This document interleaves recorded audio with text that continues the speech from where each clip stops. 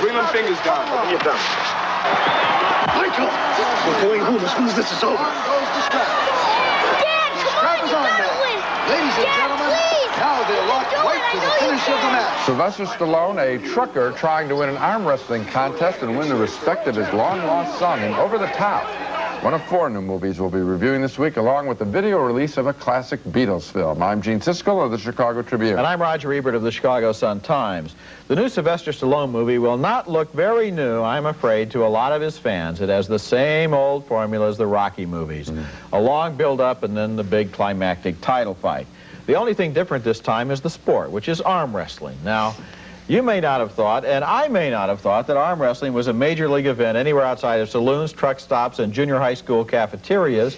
But this movie ends with the World Arm Wrestling Championship in a Las Vegas hotel. And I guess anything you can bet on, you can get a Las Vegas hotel to sponsor.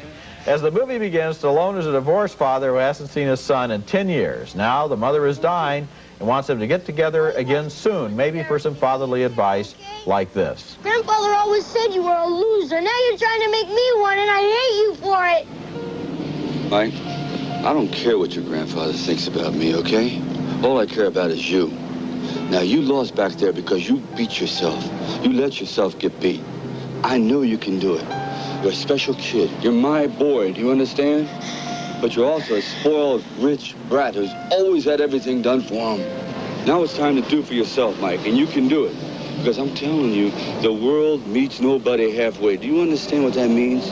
If you want it, Mike, you gotta take it. The kid's grandfather hates Stallone and steals the kid, and then this is how Stallone, a truck driver, turns up at the mansion to get his kid back. After that, Stallone needs a new truck, and he hopes to win one in a Vegas showdown against the other arm wrestling champs. Right now, double or nothing. What do you say? Just wait for Vegas. Come on, let's do it now. I feel like kicking some ass. Let's wait till Vegas, okay? You ain't got a prayer in Vegas. Of course, everything depends on the big tournament in Vegas, including winning the respect of his son.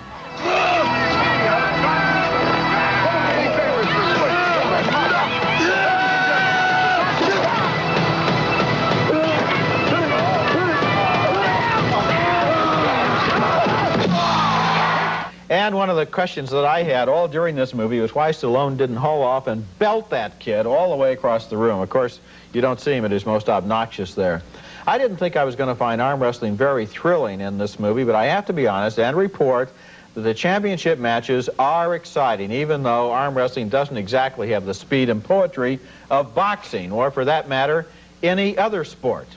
The match is exciting, but the film is predictable, and once again, Stallone does not allow his movie wife to upstage him in a movie. This time she's played by Susan Blakely, and she has 2 dumb telephone scenes with nobody else in them, and then she dies off camera. Her only, oh, your mother is dead. Her only function is to set it up so that everything depends on Stallone proving that he loves his son. I would have liked this movie better if they'd forgotten about the wife and the son and the grandfather and Stallone, for that matter, and just concentrated on the arm wrestlers, who all seemed a lot more interesting than any of the main characters in the movie. I just must reemphasize the kid. The kid plays a very large role. They know that they don't have a lot to show with arm wrestling. I mean, how many times can you go this way and this way? You know, I mean, it just isn't kind of that thrilling intrinsically of a sport. So, watch a metronome, you get the same effect. But the kid occupies probably 2/3 of the picture, and the kid is cloying, obnoxious, just not a good actor.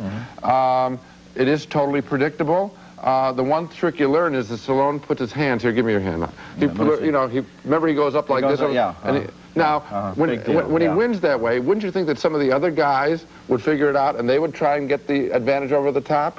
No. Yeah, then you also always have some kind of an expertise gimmick at the end. For example, when their hands are so sweaty, they slip apart, so they have to bring out the strap. Get them together. You're thinking, gee, this is a whole lot of minutia about a sport that is itself nothing but minutia. You got it. Our next film